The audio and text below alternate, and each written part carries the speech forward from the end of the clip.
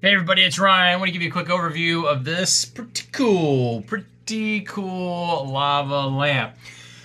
This lava lamp here is about 17 inches tall. It takes about 10 minutes to get going, getting warmed up before the lava starts doing its thing. After about 15 minutes, it starts moving up and down pretty good, as you can see there.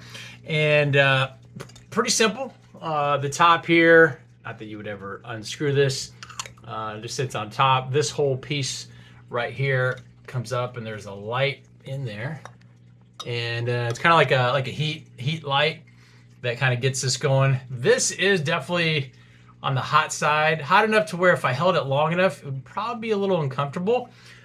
Same thing with this. There is like a little warning sticker on the side.